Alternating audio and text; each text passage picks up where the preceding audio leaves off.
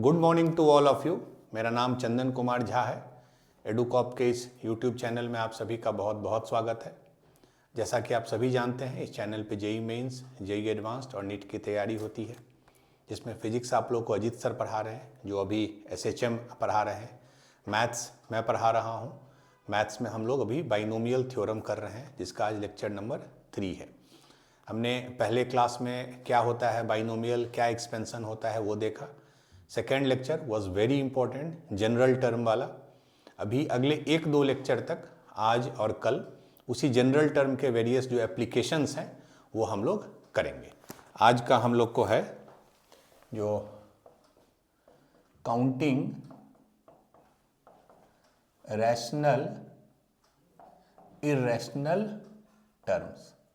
ये बहुत इंपॉर्टेंट है एग्जाम पॉइंट ऑफ व्यू से। It is the topic. हर साल आपको क्वेश्चन इससे मिलेंगे। बहुत सिंपल है, बट थोड़ा इसका बैकग्राउंड आपको जानना हो। रैशनल नंबर वो नंबर होता है जिसको हम p बाई क्यू के फॉर्म में लिख सकते हैं, where p and q are integers. Integers means -2, -1, 0, 1, 2 इस टाइप का, where q is not equal to 0। Obviously denominator 0 नहीं हो सकता है। अगर डिनोमिनेटर 0 हो गया तो वो नंबर डिफाइंड नहीं है। This is called rational number. Irrational number क्या हुआ? वैसे रियल नंबर जो रैशनल नहीं है, ठीक है, जैसे √2, ठीक है। और इसका एक दूसरे भी तरीका होता है एक्सप्लेन करने का, हम लोग जब बेसिक क्लासेज में पढ़ते हैं डेसिमल के कंसेप्ट में, बट हमारे लिए वो रेलिवेंट नहीं है। जैसे √2 को आप लिखिएगा, मान लीजिए √2/1, ठीक है, तो ये p बाई क्यू के फॉर्म में है। q ठीक है 0 नहीं है, बट p इंटीजर नहीं है। √2 इज नॉट एन इंटीजर, ठीक है, ये एक चीज है। तो ये इर्रेशनल नंबर हो गया। कोई भी रियल नंबर जो होता है वो या तो रैशनल होता है या इर्रेशनल होता है। कोई भी रियल नंबर जो है वो या तो रैशनल होगा या इर्रेशनल होगा, ठीक है। तो ये बेसिक हो गया, आपने सभी 7th 8th में पढ़ा होगा। अब कुछ चीजें आपको ध्यान रखना है। जैसे अगर एक रैशनल नंबर को दूसरे रैशनल नंबर से मल्टीप्लाई कर देते हैं तो रिजल्ट हमेशा रैशनल नंबर होगा। कोई भी 2 रैशनल नंबर को मल्टीप्लाई कीजिए आपस में तो result will be rational number. अगर हम एक रैशनल को एक इर्रेशनल से मल्टीप्लाई कर दें, जैसे 4 को मल्टीप्लाई कर देते हैं √3 से। 4 रैशनल है, चूंकि 4/1 है, √3 इर्रेशनल है, तो 4√3 जो होगा वो हमेशा इर्रेशनल होगा। मतलब रैशनल मल्टीप्लाइड बाय इर्रेशनल आप एग्जांपल से देख सकते हैं। Here comes the third and last. Irrational को अगर इर्रेशनल से मल्टीप्लाई कीजिएगा तो that can be anything. Anything means that can be rational also, that can be irrational also. जैसे फॉर एग्जाम्पल आप √2 को मल्टीप्लाई कर दीजिए 1/√2 से। ये इर्रेशनल है, ये इर्रेशनल है। जब दोनों को मल्टीप्लाई कीजिएगा तो हो क्या सकता है कि कभी कभी इर्रेशनल वाला पोर्शन नलीफाई कर देगा आपस में, तब रिजल्ट आपको रैशनल आ जाएगा। ये भी हो सकता है √2 को √3 से कीजिए, तब ये √6 आ जाएगा और ये इर्रेशनल हो जाएगा। आई मतलब इर्रेशनल में यहां लिख रहा हूं, आर मतलब रैशनल। तो 2 इर्रेशनल का प्रोडक्ट रैशनल भी हो सकता है, इर्रेशनल भी, ठीक है। तो हम लोग बाइनोमियल एक्सपेंशन में बेसिकली ये डिस्कस करेंगे कि इस एक्सपेंशन में अगर टोटल 25 टर्म है, मान लीजिए किसी एक्सपेंशन में, तो उसमें कितने टर्म रैशनल हैं, कितने इर्रेशनल हैं।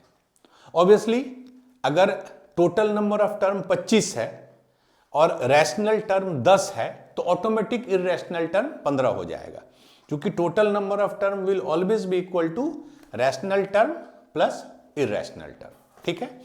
चलिए, तो ये एक बैकग्राउंड है। अच्छा, एक और चीज है, जब भी हम लोग काम करेंगे रैशनल इरेशनल पे तो ट्राई कीजिएगा कि चीजें अपने सिंप्लीफाइड फॉर्म में हो। जैसे अगर कहीं ये लिखा है 4 ⁴ 1/4, तो इसको हम, चूंकि 4 जो है वो अपने आप में 2² है, तो 2² 1/4 मीन्स 2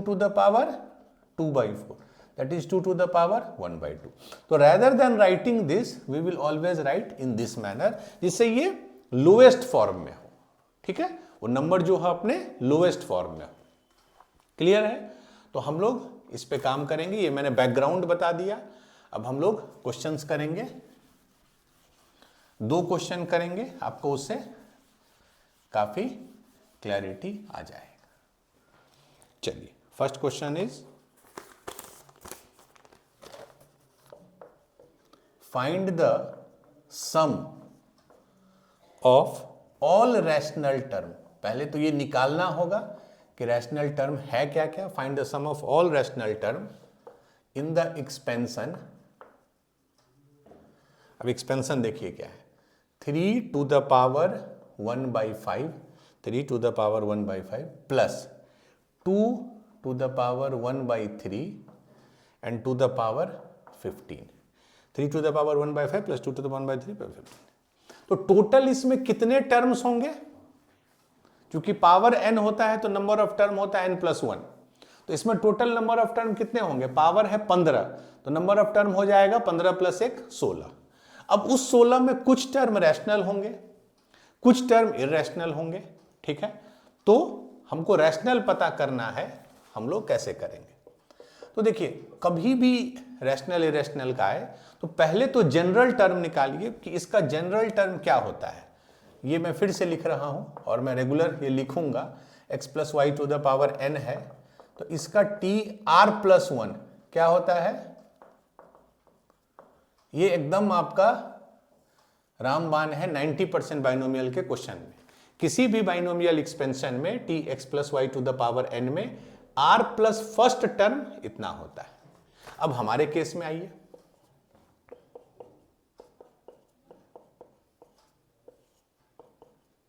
इसमें देखिए सारे टर्म सिंप्लीफाइड फॉर्म में है। अगर यहां मान लीजिए 9 होता तो हम उसको 3² में सिंप्लीफाई करते। चलिए, इसका TR+1 क्या होगा? NCR, n क्या होता है? जो पावर होता है, हमारे केस में 15 है। CR, R तो हमको पता करना। x होता है जो पहला टर्म होता है, तो पहला टर्म क्या है? 3 to the power 1/5, ये है first term. x to the power n - r, तो n हमारे केस में 15 है, तो 15 - r। y दूसरा टर्म 2 to the power 1/3 और पावर r, y2। तो ये इस एक्सपेंशन का r प्लस फर्स्ट टर्म होगा। क्लियर है? अब इसको थोड़ा सिंप्लीफाई करते हैं हम लोग। 15CR तो एज इट इज रहेगा। 3 to the power देखिए क्या हो गया, 1/5 है, तो 15 - r/5 नीचे आ जाएगा।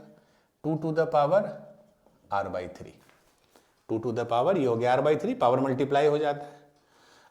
इसको मैं बस एक स्टेप पहले और लिखूंगा, फिर एनालिसिस करूंगा। अब देखिए 15 - r/5, इसको क्या लिख सकते हैं? 3, 15/5 इज 3 माइनस r/5 और इधर 2r/3।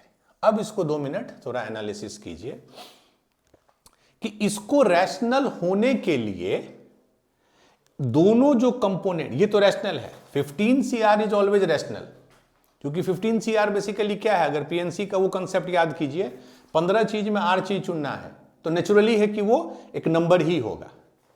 अब इसको रैशनल होने के लिए दोनों कंपोनेंट को रैशनल होना होगा। मैंने क्या बताया था अभी कि 2 रैशनल नंबर को अगर आप मल्टीप्लाई करते हैं तब रिजल्ट इज रैशनल। एक भी अगर इररैशनल हो जाए, जैसे ये इररैशनल हो जाएगा, तो इररैशनल को अगर आप रैशनल से मल्टीप्लाई कीजिए तो इररैशनल हो गया, ठीक है। तो ऑलवेज रैशनल टर्म मिलने के लिए इसको भी रैशनल होना होगा, इसको भी रैशनल होना होगा। ये चीज आप समझ लीजिए। अब आ जाइए एक एक करके। पहला टर्म है, पहला क्वेश्चन है, इसलिए मैं थोड़ा 3 to the power 3 - r/5। अब ये रैशनल कब होगा? जब ये जो टर्म है बेसिकली, जैसे मान लीजिए 3² है, रैशनल हो जाएगा, 3³ है, रैशनल हो जाएगा। तो जो 3 - r/5 है वो एक proper r/5, in fact is more important, 3 तो है ही, r/5 ऐसा होना चाहिए कि आपको ये 0, 1, 2, 3, 4 ऐसा वैल्यू दे। तो कहीं ना कहीं आप ये बोल सकते हैं r has to be multiple of 5, क्योंकि नीचे 5 है। जैसे r अगर 10 ले लिए तो 10/5 is 2, 3 minus 2 is 1, 3 to the power 1 is 3। तो अब वही r अगर 4 ले लीजिए, मान लीजिए आप बोलिए नहीं हम r 4 लेंगे, तो 3 माइनस 4/5 ये क्या हो जाएगा 11/5। अब 11/5 अगर 3 पे पावर करेंगे तो वो रैशनल नहीं होगा, इसीलिए r has to be multiple of 5। मतलब r 0 हो सकता है, 0 is the first multiple of any number, r 5 हो सकता है, r 10 हो सकता है, r 15 से ज्यादा मत सोचिएगा, चूंकि 15CR है। मैंने बताया था जब भी NCR लिखते हैं तो R का जो मैक्सिमम वैल्यू है वही 15 हो सकता है, क्योंकि NCR का दूसरा लॉजिक क्या है, N में से R चीज चुनना। अरे जब R N से ज्यादा हो जाएगा, 15 चीज है तो उसमें आप 16 चीज कैसे चुन सकते हैं। तो R का मैक्सिमम वैल्यू N ही होता है और मिनिमम वैल्यू 0 होगा। तो R का ये 4 प्रोबेबल वैल्यू हो सकता है, तब ये टर्म रैशनल हो जाएगा। बट अब इसको भी रैशनल होना है तो इसमें क्या होगा, R has to be multiple of 3, क्योंकि R/3 है।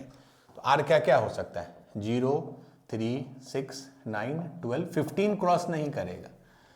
ठीक है, तो अब R का ऐसा वैल्यू आप देखिए जो इसको भी सेटिस्फाई कर रहा है, इसको भी, क्योंकि दोनों को रैशनल होना है at a time. You can take only those values of R जिससे ये भी रैशनल हो ये भी रैशनल हो। तो कॉमन वैल्यू क्या आया, एक तो 0, उसके बाद 15। तो R का 2 परमिसेबल वैल्यू आ गया, 0 और 15। एक बार जब कहां लिखे थे, एक बार जब 0 डालिएगा तो एक टर्म मिलेगा, 15 डालिएगा एक टर्म मिलेगा, दोनों को सम करना है, ऐड करना है।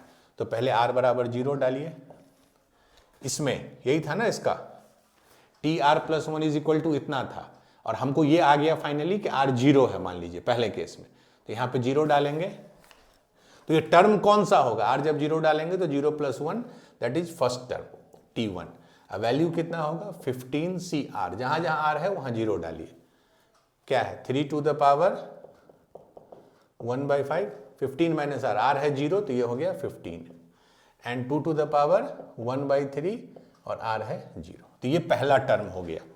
इसका वैल्यू देखिए 15C0 कितना होता है, NC0 इज 1, मैंने बताया था NC0 इज 1, तो ये हो गया 1। 15 में 0 चीज चुनना है, एक तरह से चुन सकते। ये कितना हो जाएगा 15/5 तो 3, तो 3 to the power 3 that is 27। ये कितना हो जाएगा, ये 0 है, anything to the power 0 is 1। तो पहला टर्म आ गया 27। दूसरा R का परमिसेबल वैल्यू क्या है 15। अब यहां फिर पुट कीजिए तो टर्म क्या होगा T16, R 15 + 1, तो 15C15, 3 to the power 1/5, R 15 है तो 15 minus 15 is 0, 2 to the power 1/3 and R is 15। 15C15 भी 1 होता है, anything to the power 0 is 1, और ये देखिए 2 टू द पावर 15/3 5, तो 2 टू द पावर 5 इज 2 4 8 16 32, तो ये हो गया 32। मतलब एक टर्म आया 27, देखिए रैशनल आया, एक टर्म आया 32, तो दोनों का सम कितना होगा 59। एक 32 है एक 27 है, तो सम कितना हो गया 59। ठीक है, तो अगर इसको बहुत सारे वे में पूछ सकता था कि टोटल 16 टर्म है तो रैशनल टर्म कितने होंगे 2, ये और ये वाला। इर्रेशनल कितने होंगे, तो यार जब दो टर्म हमारा रैशनल है और टोटल टर्म है 16, तो बाकी टर्म इर्रेशनल, मतलब 2 रैशनल टर्म होंगे और 14 इर्रेशनल टर्म होंगे। रैशनल का सम करना, आप रैशनल टर्म्स निकालिए, उसको आपस में ऐड कर दीजिए।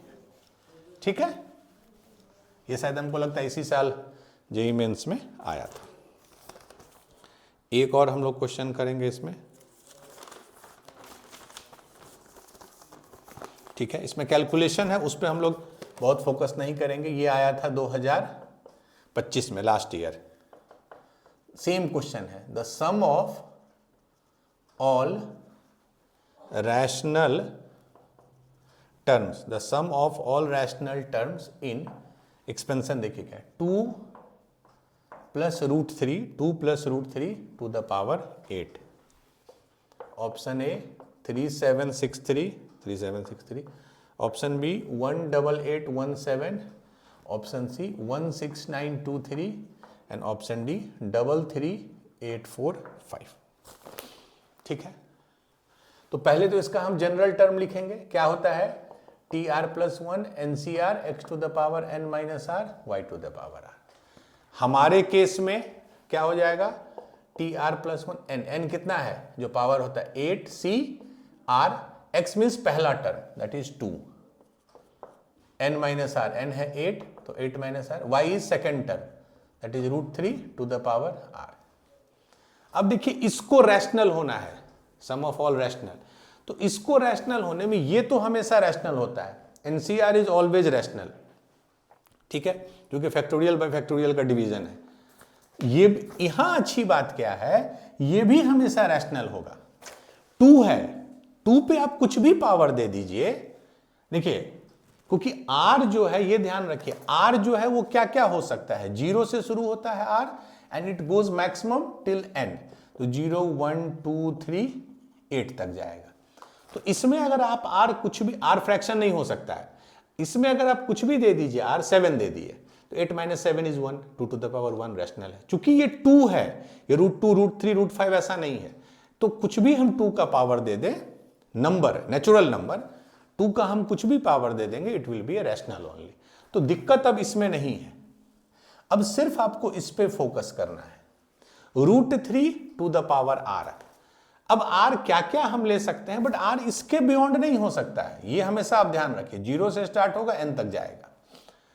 तो r अगर 0 दे देंगे मान लीजिए, तो √3 टू द पावर 0, हाँ ठीक है, √3 टू द पावर 0 1 हो गया, इसको रैशनल करना है। तो ये रूट है, तो r अगर हम इवन नंबर लेंगे, जैसे √3 टू द पावर 2, एक सेकंड पॉज कर दे, हो गया ठीक है, तो r इवन नंबर अगर रखेंगे, जैसे r अगर 2 रखे तो ठीक है, √3 टू द पावर 2, ये कितना हो गया 3 हो गया, फिर आ गया रेस्ट। दिक्कत अगर होगी हम r को ऑड रख देंगे, r को अगर हम 3 रख दें तो √3 टू द पावर 3, तो ये क्या हो जाएगा √3 इंटू √3 इंटू √3, ये हो गया 3√3, तो ये इरेशनल हो गया। अब देखने पे लग रहा है रूट है ना, तो r has to be even, तो r मतलब 0 2 4 6 8 तक ही जा सकते हैं। तो ये जो 5 वैल्यू आएंगे ये रैशनल टर्म को क्रिएट करेगा। जैसे पहला है, अब कुछ नहीं, अब इसके आगे कैलकुलेशन है, ये आपका टर्म है, तो r0 में टर्म क्या हो जाएगा, बस r की जगह 0 रख दीजिए, तो 8c0 2 to the power r0 है, तो 8 minus 0 that is 8 and √3 to the power 0, फिर r2 रख दीजिए, तो 8c2, r2 रखेंगे तो 2 to the power 6 √3 to the power 2 plus, अब r को 4 रख दीजिए, तो 8c4 2 टू द पावर 4, और इसको रखेंगे तो √3 टू द पावर 4 प्लस, अब r को 6 रख दीजिए, 8c6 2 to the power 2 √3 to the power 6, last होगा 8c8, r को 8 रखिए, 8 minus 8 0 2 to the power 0 and √3 to, बस इतना ही है। अब इसको आप कर सकते हैं ऐड, सबका वैल्यू पता है, 8c0 कितना होता है, 8c0 is 1, 2 to the power 8 is 2 4 8 16 32 64 128 256, ये तो √3 टू द पावर 0 1 होता है। 8c2 कितना होगा देख लीजिए, 8 फैक्टोरियल बाई 2 फैक्टोरियल 6 फैक्टोरियल, तो 6 6 कैंसिल हो गया, बचा 7 और 8, तो 56 बटा 2 28, 2 टू द पावर 6 इज 64, √3 का स्क्वायर इज 3, 8c4 कितना हो गया, 8 फैक्टोरियल बाई 4 फैक्टोरियल 4 फैक्टोरियल, तो देखिए 4 4 तो कट जाएगा, तो बचेगा 5 6 7 8, और नीचे में एक 4 फैक्टोरियल मीन्स 24, तो ये हो गया 3, तो ये हो गया 2 10 70। अब कैलकुलेशन आप फास्ट करना होगा, into 16 into √3 to the power this is 3 square that is 9। ये देखिए 8c6 8c2 ही होगा, 8c6 जो है वो 8c2 ही होता है, NCR is NCN minus R, तो 8c2 कितना आया था 28 डॉट 4 √3 टू द पावर 6, तो ये हो जाएगा 3 to the power 3 27, and last हो जाएगा 8c8 is 1 2 to the power 0 is 1, तो ये 3 टू द पावर 4 81, तो this plus this plus this plus this plus this, यही आपका आंसर हो जाएगा। अब इसको आप ऐड कर लीजिए, मल्टीप्लाई कर लीजिए, ठीक है, answer will be option B. ठीक है। अब इसके आगे कुछ नहीं करना है आपको। 28 गुने 64 गुने 3 ये टर्म, 70 गुने 16 गुने 9 ये टर्म, ये सबको ऐड कर दीजिए, तो answer will be option B. ठीक है, चलिए, तो ये रैशनल इरेशनल का आपको क्लैरिटी हो गया कि रैशनल इरेशनल कैसे हम लोग निकालते हैं। लाइए, दूसरा है, एक तो एप्लीकेशन मैंने बताया रैशनल। बहुत बार क्या होता है कि वो जैसे कोई भी एक्सपेंशन है, उसका बोलेगा 6th टर्म निकालना है, बिगिनिंग से 6 टर्म नहीं, एंड से 6 टर्म। ठीक है, टर्म फ्रॉम द एंड। जो दूसरा टाइप है terms from end, terms from end. ठीक है, जैसे मान लीजिए एग्जाम्पल में दिखाऊं, x plus Y to the power 10, तो टोटल कितने टर्म होंगे इसमें?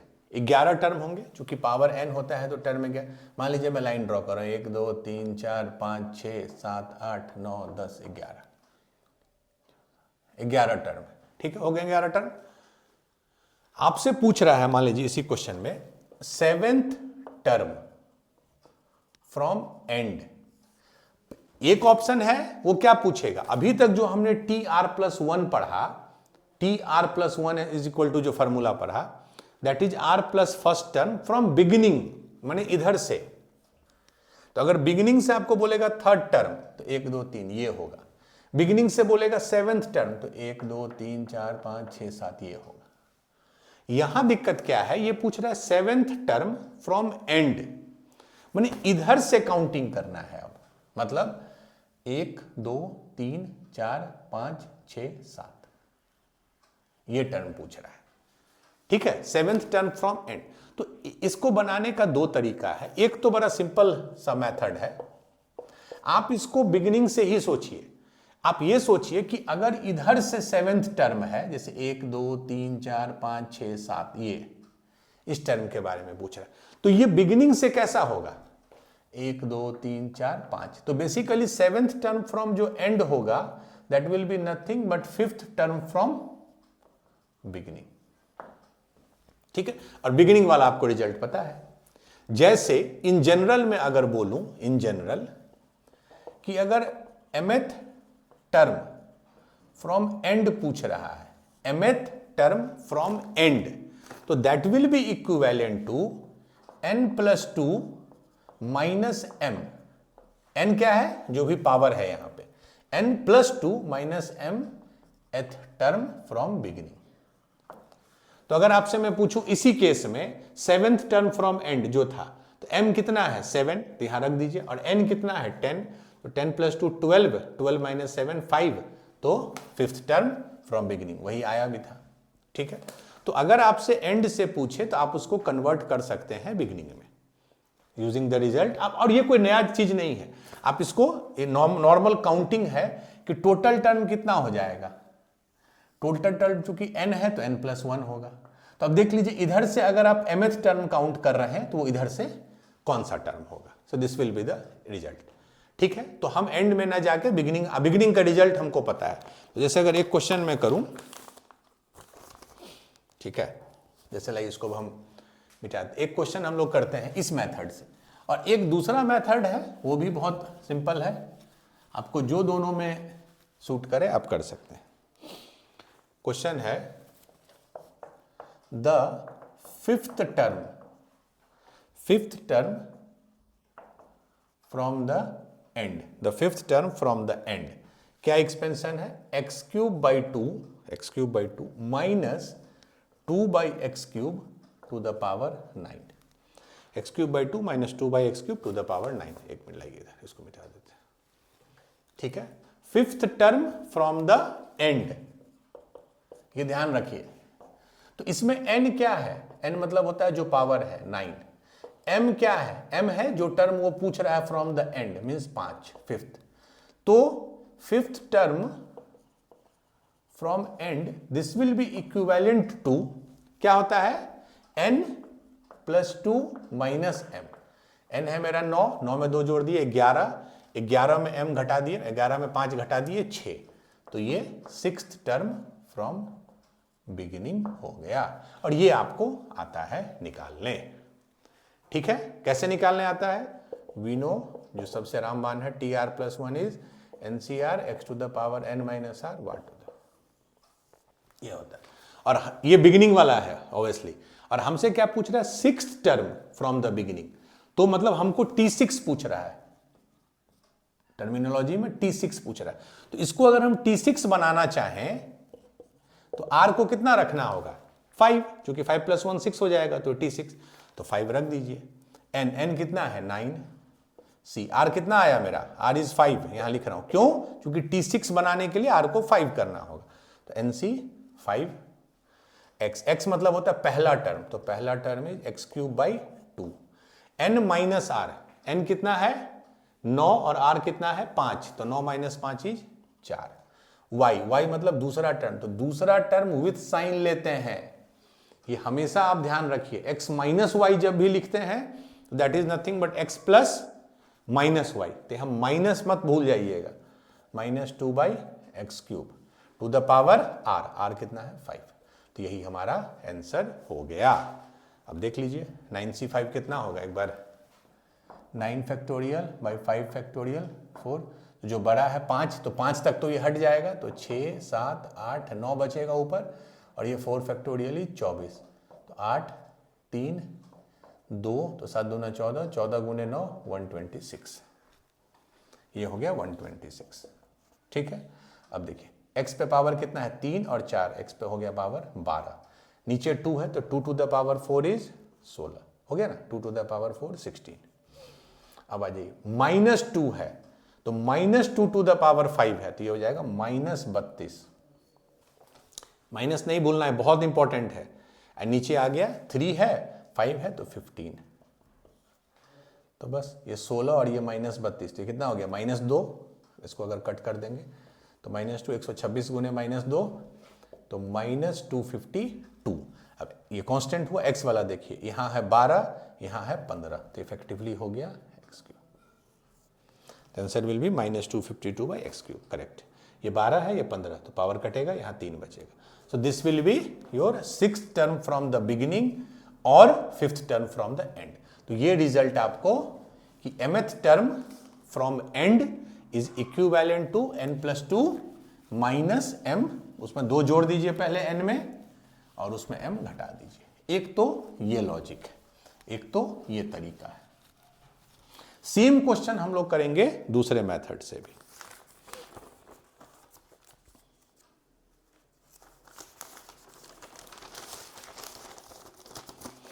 चलिए मेथड 2, इसमें हम क्या करेंगे?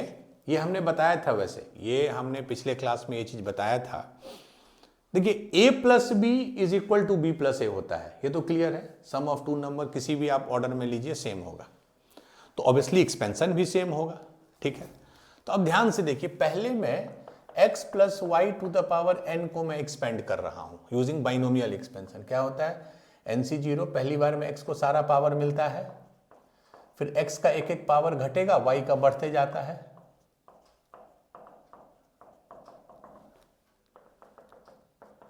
लास्ट क्या होता है? NCn, सारा पावर y को मिल जाता है। उससे पहले वाला क्या होता है? NCn-1, y को n-1 पावर मिलेगा और x को 1 पावर मिलेगा। ये होता है इसका एक्सपेंशन। अब एक बार हम क्या करते हैं, इसको एक्सपेंड करते हैं। सेम चीज है, final answer will be same, क्योंकि ये दोनों सेम नंबर है, x + y is y + x, but expansion में देखिए कैसे डिफरेंस आएगा। NC0 पहले सारा पावर इसको देते हैं, प्लस NC1 इस पे 1 पावर घट गया, फिर इस पे 2 पावर घटेगा, x को वो बढ़ेगा, लास्ट टर्म क्या होगा? NCn, सारा पावर x को मिल जाएगा।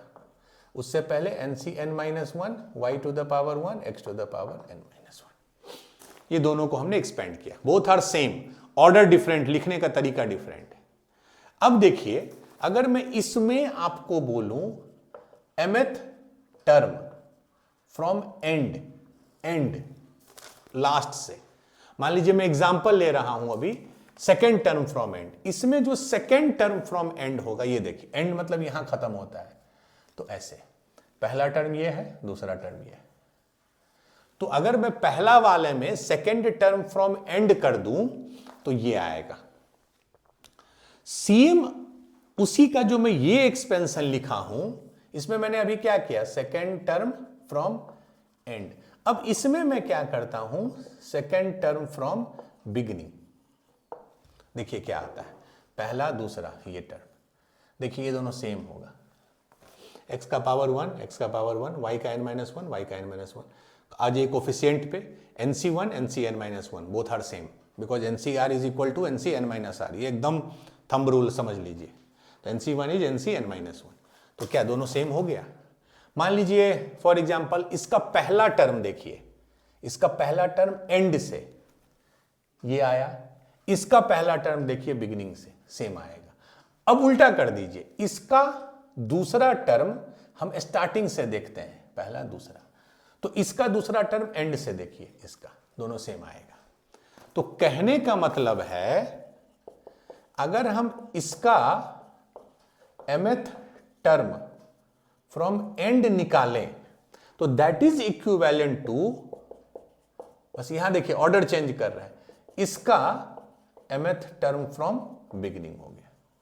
और अदरवाइज भी इसका mth term from and will be इसका mth टर्म फ्रॉम बिगिनिंग, मतलब ये स्वैप होगा। तो कभी भी अगर किसी भी बाइनोमियल एक्सपेंशन का आपसे पूछ दे चौथा टर्म फ्रॉम एंड, तो वो जस्ट x प्लस वाई की जगह y प्लस एक्स कर दीजिए, उसका वो चौथा टर्म फ्रॉम बिगिनिंग हो जाएगा। ठीक है, ये चीज मेथड नंबर 2 है। सेम क्वेश्चन अभी जो हमने किया था, सेम क्वेश्चन हम लोग इस मेथड से करेंगे। खाली ये ध्यान रखिए x प्लस वाई को y प्लस एक्स लिखना है, लेकिन x माइनस वाई को y माइनस एक्स नहीं लिख सकते हैं, both are not same. 2 minus 4 is not 4 minus 2, but sum में ये ऑर्डर मैटर नहीं करता है। तो पिछला वाला जो क्वेश्चन था मुझे वो लिखने दीजिए, क्या था, सेम क्वेश्चन कर रहे हैं, फिफ्थ टर्म फ्रॉम एंड, क्या है expansion, x³ / 2 minus 2/x³ power 9, x³ / 2 minus 2/x³ power 9, इसका फिफ्थ टर्म फ्रॉम एंड। तो अब इसमें ये गलती मत, चूंकि हम माइनस है तो x माइनस वाई को y माइनस एक्स नहीं लिख सकते हैं, वी कैनॉट राइट, क्योंकि बोथ आर डिफरेंट। तो इसको पहले प्लस के फॉर्म में लिखते हैं। तो ये क्या है, x3/2 plus minus 2/x³ to the power 9। अब ये हो गया समथिंग प्लस समथिंग, इसको ब्रैकेट के अंदर रखे। इसमें हमको क्या निकालना है, फिफ्थ टर्म फ्रॉम एंड। तो अब अगर दिस प्लस दिस है, अब हम ऑर्डर चेंज कर देंगे, दिस प्लस दिस कर देंगे, means minus 2/x³ plus x³/2 to the power 9। इसमें हमको fifth term from beginning, both will be same, ये ध्यान रखिएगा। ठीक है, हमेशा अगर दिस प्लस दिस है प्लस में लिखिएगा, चूंकि a minus B is not b minus है। अब ऑर्डर चेंज करेंगे, माइनस 2/x³ यहां, x³/2 यहां। अब इसका निकाल लीजिए, फिफ्थ टर्म फ्रॉम बिगिनिंग क्या होगा, tr+1 हमेशा होता है ncr x to the power n minus r y to the power r। हमको क्या पूछ रहा है, फिफ्थ टर्म फ्रॉम बिगिनिंग, मतलब हमको t5 निकालना है। तो t5 के लिए r को कितना होना पड़ेगा, 4, तो t5 r के जगह हम 4 रख देते हैं, तो n कितना है 9, 9c4, x होता है पहला term, that is minus 2/x³ to the power n minus r, तो n है 9 और r है 4, तो 9 माइनस 4 इज 5। फिर हो गया y to the power r, y होता है दूसरा term to the power r, और r हमारे केस में है 4, तो ये आपका आंसर हो जाएगा। अब देखिए 9c4 है, 9c4 वही होगा जो 9c5 होगा, आई थिंक वो 126 आया था। अब ये देखिए माइनस 2 टू द पावर 5, तो माइनस 32 बटा x to the power 15, x to the power 12 और ये 16, सेम चीज आ गया, 16 माइनस 32 माइनस 2, तो माइनस 252, अब 12 है 15x³, यही आ गया। तो दूसरा मेथड क्या हो सकता है कि आप a प्लस बी के जगह b प्लस ए कर दीजिए। A plus B to the power N का जो 10वां टर्म होगा एंड से, वो b plus A to the power n का 10वां टर्म होगा बिगिनिंग से। तो ये दोनों मेथड में आपको जो कंफर्टेबल लगे आप यूज कर सकते हैं। तो ये एप्लीकेशन नंबर 2 था। एक था रैशनल टर्म, इरेशनल टर्म वाला, एक ये वाला, ठीक है, अभी जो हमने किया एंड से निकालने वाला टर्म, ठीक है। थर्ड है, ये थोड़ा डिफरेंट है, एक मिनट पॉज कर दीजिए, ठीक है। चलिए, थर्ड है, इसमें कोई नया चीज नहीं है, product of two different expansion. हम लोग जब बाइनोमियल के आगे पढ़ेंगे तो we will study one thing called multinomial theorem, वहां भी इस तरह की चीजें आपको मिलेंगी, बट उस समय हमारे पास मल्टीनोमियल का कंसेप्ट रहेगा। इसमें जैसे एक क्वेश्चन से मैं आपको समझाता हूं, ठीक है। क्वेश्चन है, आपको ये निकालना है coefficient of x to the power n, coefficient of x to the power n in, अब देखिए कैसा ये एक्सपेंशन है, 1 plus X to the power 1 minus X to the power n, ठीक है। 1 प्लस एक्स इधर, फिर 1 minus X to the power, इसमें इस पूरे में आपको x to the power n का, देखिए बाइनोमियल होता तब तो आप निकाल देते, हमने ये ऑलरेडी किया है, tr+1 निकालते, कोफिशिएंट को n कर देते। इसमें दिक्कत क्या है, ये एक सिंगल बाइनोमियल नहीं है, बट आप यहां फोकस कीजिए, ये तो ठीक है बाइनोमियल है, ये तो दो टर्म है, तो क्या हम स्प्लिट कर सकते हैं, एक बार 1 रखते हैं तो क्या हो जाएगा 1 minus X to the power n, इसके लिए प्लस x बाहर ले लिए तो 1 माइनस एक्स, सेम चीज है ना। अब ध्यान से देखिए, ये और ये सेम है, एक बार 1 ले लिए, क्योंकि यहां दो ही टर्म है। अब यहां पे ध्यान दीजिए, ये एक प्योर बाइनोमियल है, ये बाइनोमियल थोड़ा डिफरेंट है। आपसे पूछ रहा है x to the power n का कोफिशिएंट, ठीक है। तो x to the power n का कोफिशिएंट इसमें भी आएगा, x to the power n का कोफिशिएंट इसमें भी आएगा, हम मान के चलते हैं अभी कि आएगा। तो पहले इसमें निकाल लें, इसमें तो कोई दिक्कत नहीं है क्योंकि ये नॉर्मल बाइनोमियल है। कैसे निकालते हैं, we always go for tr+1, वो कितना होता है, हमारे केस में क्या हो जाएगा, tr+1 n, n is n, cr, x होता है पहला टर्म तो 1, अभी हम लिख रहे हैं n माइनस r, y क्या है माइनस x, ये कभी गलती मत कीजिएगा, सिर्फ x, minus x to the power r, ये tr+1 है। बट हमारा फोकस क्या है, हमको भाई ऐसा टर्म बताओ जिसमें x का कोफिशिएंट n हो, ठीक है। इसको NCR लिख सकते हैं, 1 पे कुछ भी आप पावर दो 1 ही रहेगा, 1 में तो कोई कंफ्यूजन नहीं है, तो ये तो 1 है, हटा दीजिए। अब देखिए minus X to the power r है, तो अब डिपेंड करेगा r पे, ऑड है कि इवन है।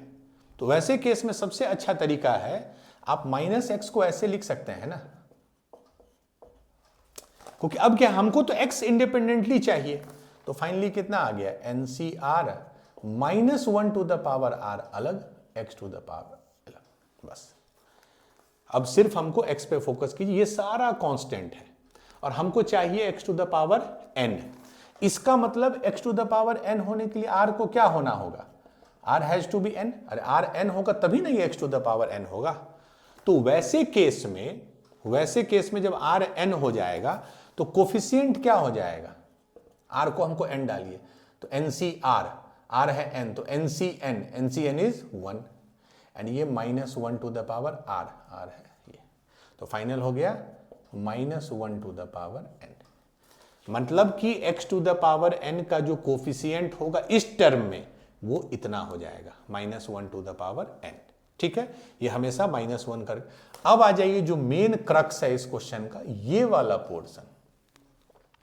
तो यहां पे एक आप कॉमन सेंस लगाइए कि अगर x सबसे मल्टीप्लाई हो रहा है, टोटल में अगर x to the power n चाहिए, तो क्या इसका मतलब ये नहीं चाहिए कि we need x to the power n -1 in 1 minus X to the power n। ये समझिए, अगर टोटल में ना आपको चाहिए x to the power n, x तो पहले से यहां बैठा हुआ है, तो अंदर वो कितना खोजेगा, x to the power n minus one, क्योंकि अंदर में अगर x to the power n minus one मिल जाएगा और x यहां पहले से है तो दोनों मिला के क्या बन जाएगा, x to the power n बन जाएगा।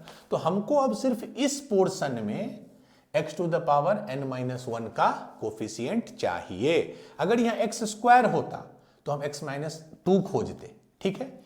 अब देखिए, अब इस पे लगाइए, T R plus one is N C R X to the power N minus R Y to the, हमारे केस में ये है, ठीक है, एन सी आर, एक्स मतलब पहला term, N minus R, Y है minus X to the power R. Same logic, ये तो हट जाएगा, वन ही रहेगा, तो N C R minus one X कर देंगे तो minus one to the power R X to the power. अब ध्यान दीजिए, हमको इसमें क्या चाहिए, x का पावर n माइनस वन, तो r को हमको n माइनस वन करना होगा, तो N C R is n minus one. और ये यहां दिक्कत क्या है, और यहां भी चूंकि हमको पता नहीं है n ऑड है कि इवन है, अगर n इवन होता तब कोई दिक्कत नहीं है, तब तो minus one to the power even is one. अगर n ऑड होगा तो minus one to the power odd is minus one. तो अभी हम ऐसे ही लिखेंगे। अच्छा, N C N minus one कितना होता है, N C N minus one is basically N C one, और N C one is N, N C one is N. अब कंफ्यूजन है, अगर बहुत बच्चे को है सर कैसे लिख दिए, तो वो फार्मूला यूज कीजिए, this minus this, N minus one is one, ये कट गया, एन बचा, ठीक है। तो N minus one to the power N minus. और यहां ध्यान रखिए, एक्स का कोई कोफिशिएंट नहीं था, अगर एक्स का 10, 15, 20 कुछ कोफिशिएंट होता उसको इनकॉर्पोरेट करना होता, ठीक है। तो फाइनली इससे आगे आइए, उससे आगे आइए, दोनों को क्या करेंगे, ऐड, क्योंकि यहां पे ऐड है। तो फाइनल आंसर हो गया minus one to the power N वहां से, plus N minus one to the power N minus one यहां से। अब इसको आप जितना सिंप्लीफाई करना चाहें दैट्स अप टू यू। आप इसको minus one to the power N common ले लीजिए तो वन माइनस एन हो जाएगा, ठीक है। आप इसको अगर minus one to the power N common ले लीजिए तो ये वन माइनस एन हो जाएगा, ठीक है। तो final answer is minus one to the power N one minus N, but I personally feel ये बेटर वे है। बाकी जैसा क्वेश्चन होगा, हो सकता है ऑप्शन पे डिपेंड करता है, ठीक है। तो इसमें क्या है कि दो बाइनोमियल है, तो आपको ये देखना होगा कि आपको कब किसका कोफिशिएंट चाहिए, ठीक है। क्योंकि x इसमें बाहर था तो ऑब्वियसली अंदर से हमको अब n माइनस वन ही चाहिए, क्योंकि एक तो बाहर हमको मिल ही जाएगा। जैसे एक और क्वेश्चन हम लोग करेंगे, I think that will be the last question. ये आया था 2015 में, बहुत पहले आया था। द टर्म, ये बहुत अच्छा क्वेश्चन है, the term independent of x, independent of x मतलब होता है एक्स का पावर कुछ भी नहीं हो, इन, अब देखिए एक्सपेंशन देखिए क्या है, one minus one by X plus three X to the power five, one minus one by X plus three, ये एक टर्म है। और दूसरा टर्म देखिए क्या है, two X square minus one by X to the power eight. Option A 496, option B minus 496, option C 400, option D minus 400। One minus one by X plus three X five, two X square minus one by X to the power eight. इसमें क्या निकालना है, independent of x.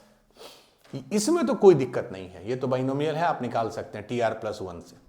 दिक्कत है तीन term पहले है, तो हम इसको एक एक करके, ये वन है तब तो ये वही हो जाएगा, ठीक है। माइनस, ध्यान से देखिए, माइनस है तो वन बाई एक्स, फिर यहां वाला टर्म हम लिख रहे हैं टू द पावर सिर्फ इसमें है, plus three X to the power five बाहर ले लिए, अंदर में है two X square minus one by X. अब ये पूरा मेरा एक्सपेंशन है। इसमें आपसे पूछ रहा है टर्म इंडेक्स, एक एक में हमको तीनों में अलग अलग निकालना होगा। पहले इसमें देखिए, इसमें क्या खोजना है आपको, टर्म इंडिपेंडेंट ऑफ एक्स, मतलब एक्स का पावर जीरो। अगर एक्स का पावर जीरो हो जाता है तो वो फिर एक नॉर्मल नंबर हो जाता है।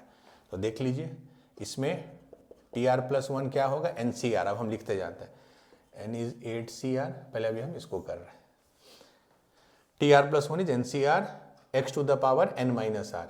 एक्स मतलब ये, एक्स मतलब पहला term, 2x square to the power 8 minus R, फिर क्या होता है y to the power r, और y ये है -1/x to the power r, ठीक है।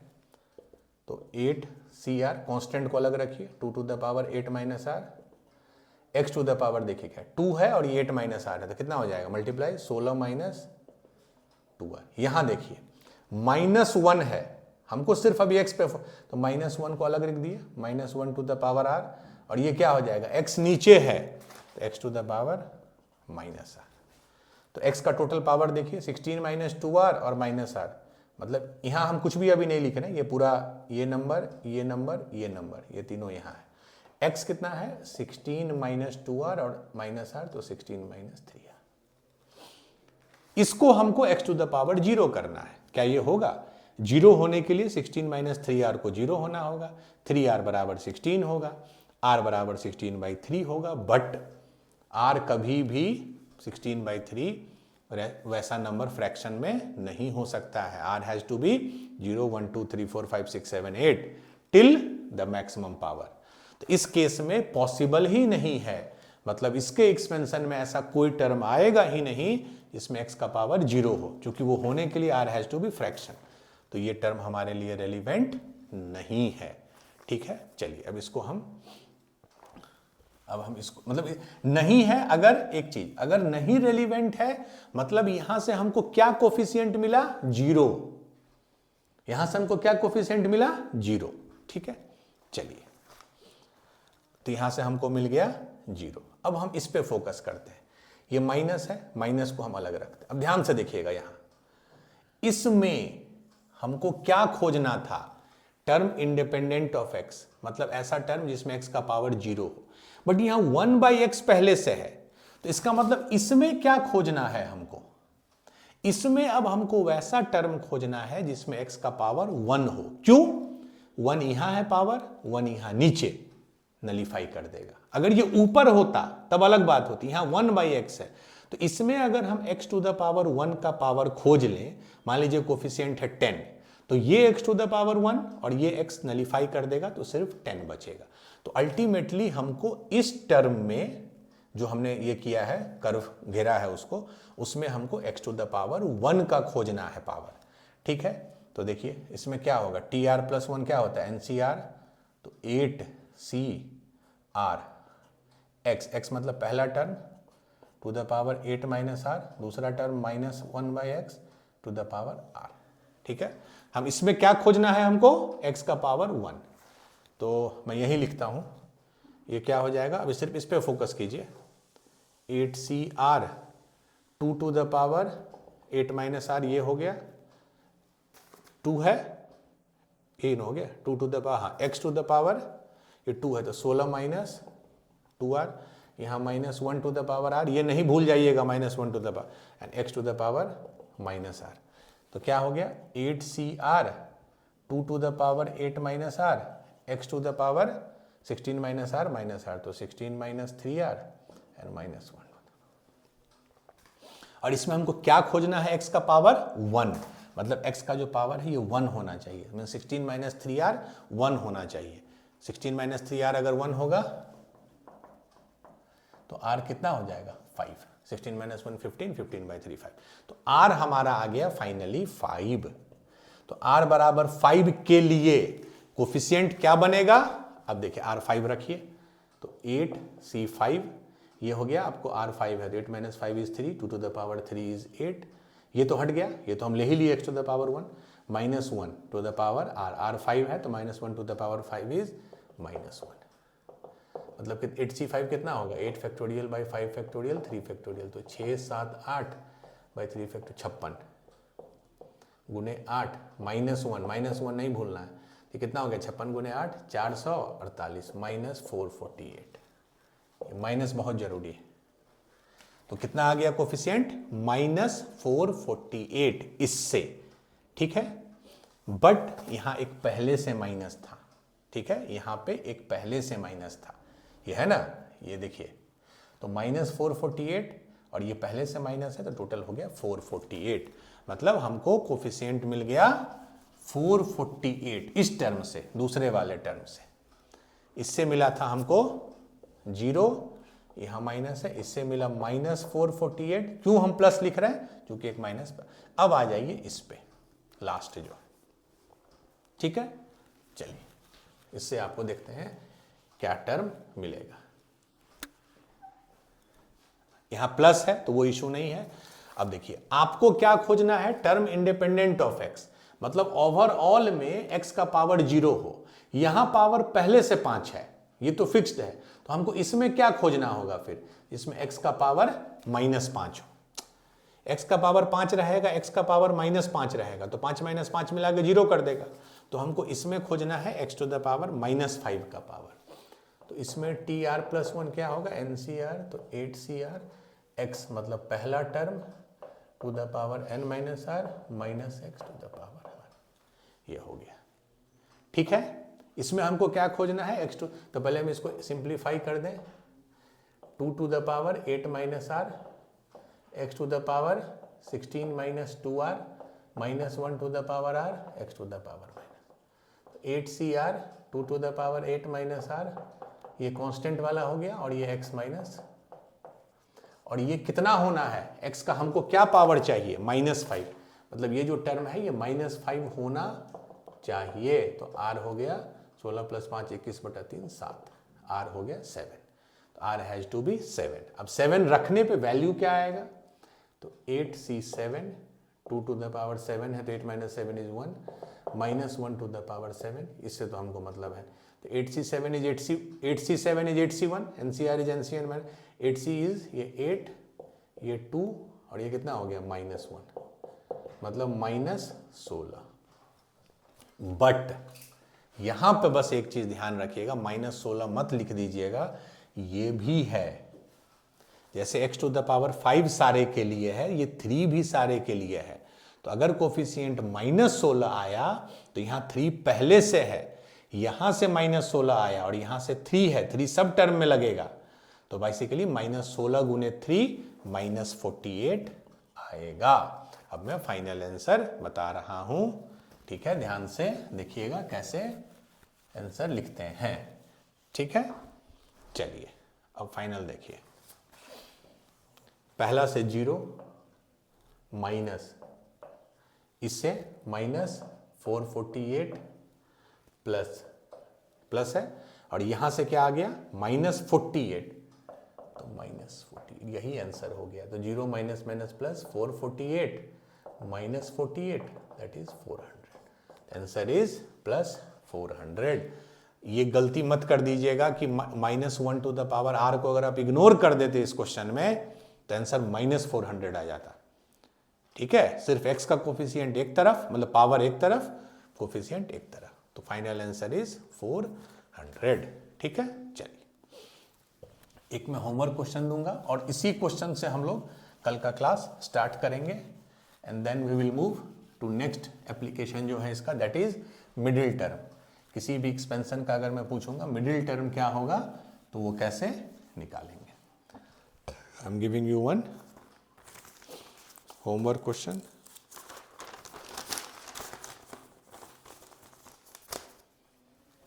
सोचिएगा ये कैसे बनेगा, find coefficient of x to the power 5 in the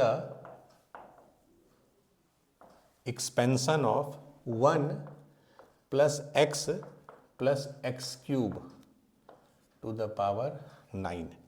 find coefficient of x to the power 5 in the expansion of 1 plus x plus x³ to the power 9। ध्यान से देखिए, multinomial binomial नहीं है, तो डायरेक्ट आप इसमें रिजल्ट नहीं use कर सकते। You will have to think कि कैसे इसको हम बाइनोमियल में कन्वर्ट कर सकते हैं। आप सोचिए, इसको बनाइए। बट हाँ, जब मल्टीनोमियल पढ़ेंगे तो आप डायरेक्ट ऐसे क्वेश्चन का आंसर कर सकते हैं, बट अभी हम लोग वो नहीं पढ़े हैं। तो आज के लिए इतना ही है। नेक्स्ट सेशन में we will study some few more applications of general term. तो हम लोग अगले क्लास में मिलते हैं, इसको बना के आइए। We will start with this question only. Thank you.